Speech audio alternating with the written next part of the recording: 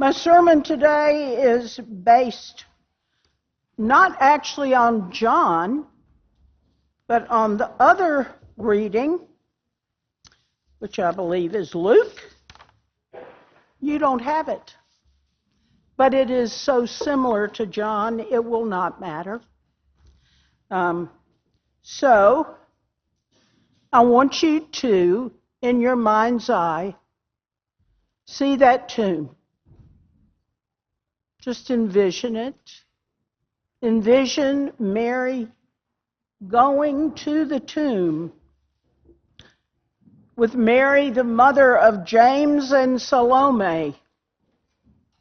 The other gospel says there were 3 women, and they were all watching from a distance as Jesus breathed his last, which must have been a horrible sight. These were the women that followed him, provided for him in Bethany. But those were happier times. Before Jesus was arrested, before trial by Pilate, before the flogging and the cross. They kept their distance.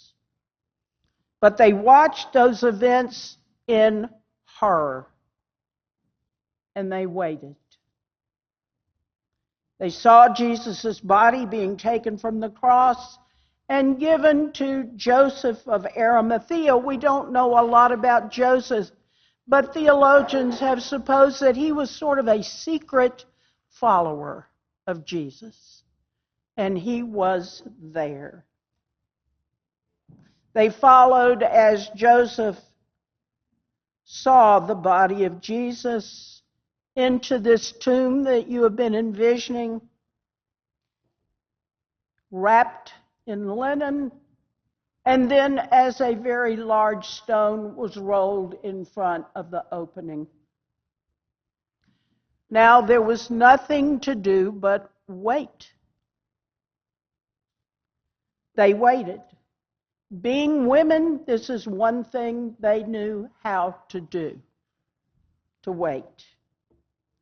Drawing on the patience of waiting women through the ages, a skill honed by the beds of sick children and refined in the months before childbirth, a skill cultivated with hopeful expectancy for sons and husbands and brothers and fathers to return from endless battles and confrontations. Women know how to wait, but this waiting for these women was agony. It was excruciating. Finally, at sunrise, Sabbath ended, and the unbearable waiting was over. They sprang into action, went and took their spices, and they hurried to the tomb. It was time to do something.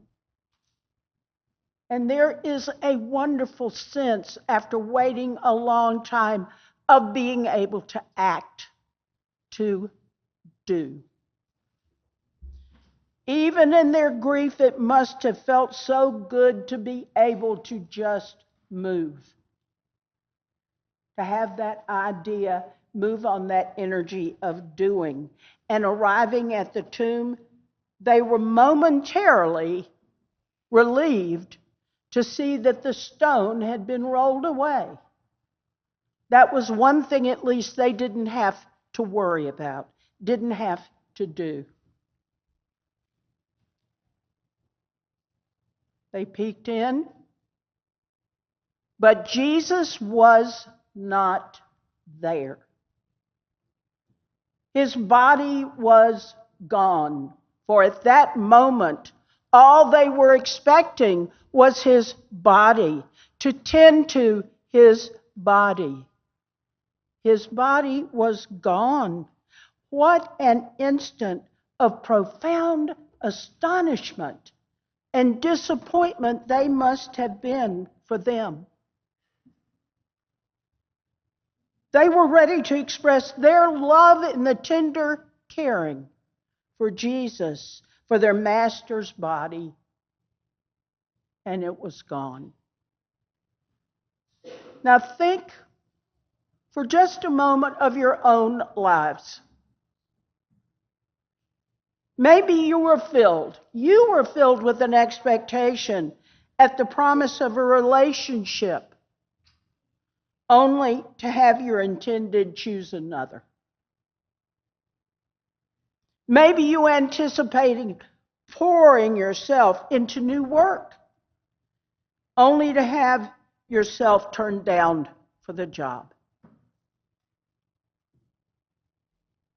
Maybe you took a gift lovingly bought or made for a friend, only to find that that friend had already moved before you thought he or she was going and was not reachable. They just sort of disappeared. There are so many moments of expectation when we expect to do something and we cannot do it. There you are, wanting to do something, ready to do something, and what you find causes you to put on the brakes.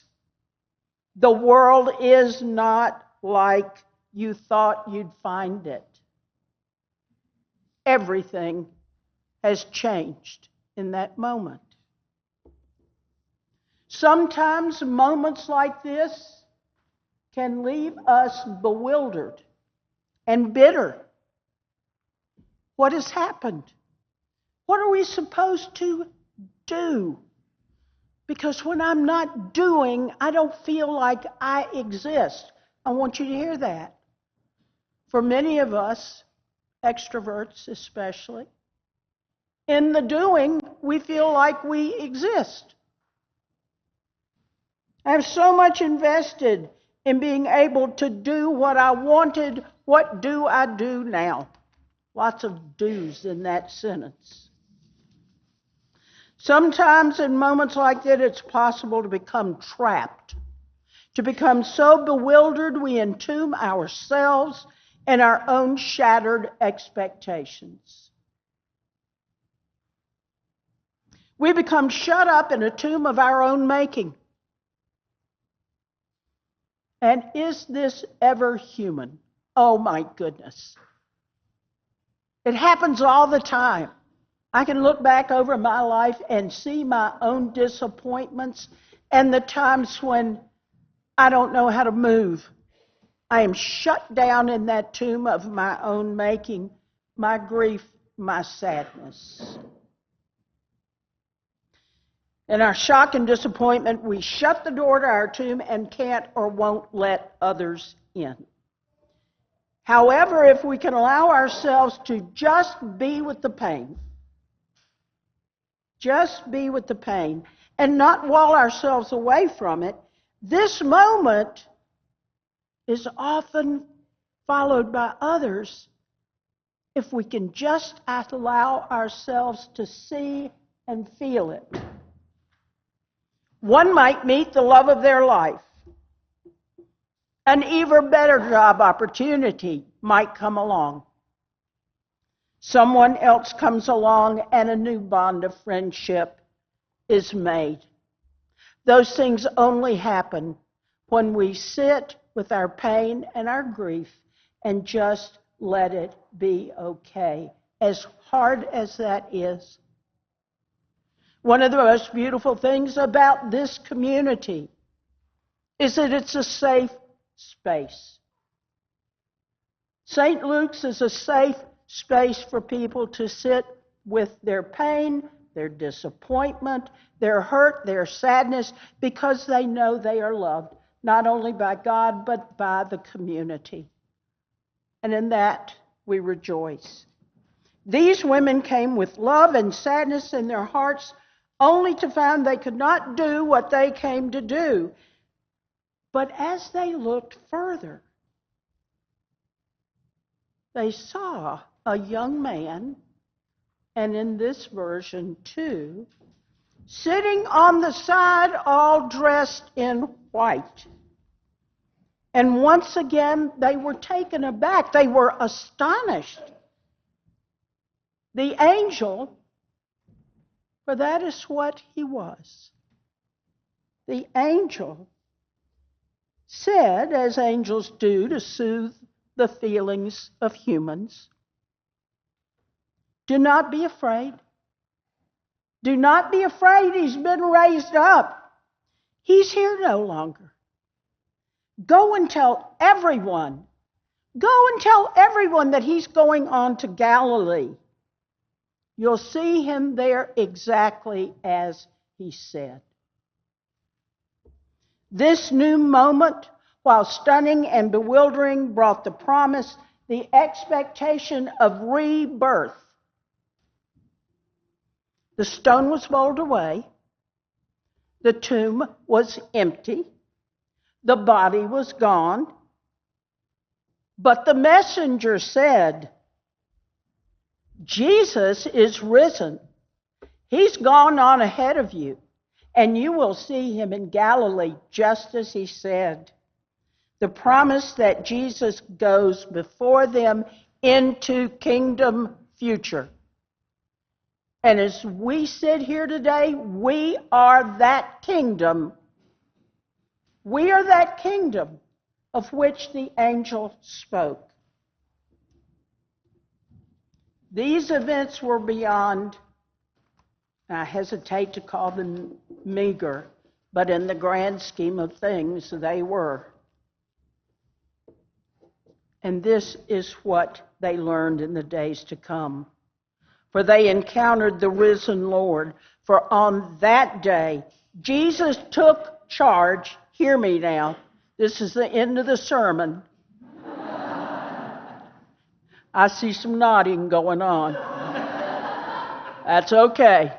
Easter eggs will wait, but not quite yet. Jesus took charge of all that needed doing. Remember that when you're worn out and you're frustrated. Yeah, that's right. That's the message right there. When the stone was rolled away, love poured from that tomb into the world. Love poured from that tomb into the world. Our task, the one thing that we're supposed to do, is to receive that love. That is our work. We just need to be still today, know that we are loved, receive that love, and rejoice. So I'm going to ask you now, if you've got your hymnals, you don't even have to stand. Just sit right there, because we're going to sing 178. And as that wonderful song has some alleluias in it, we're just going to feel the love of Jesus and be glad. Hallelujah.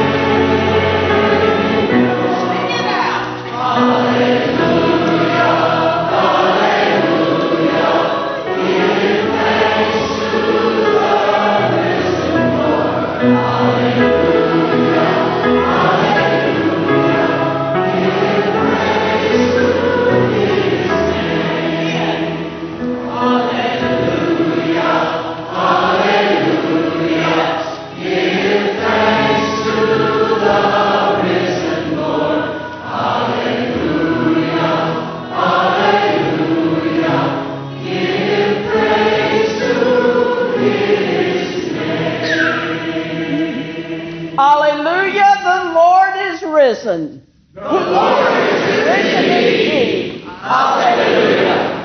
Great. Please be seated.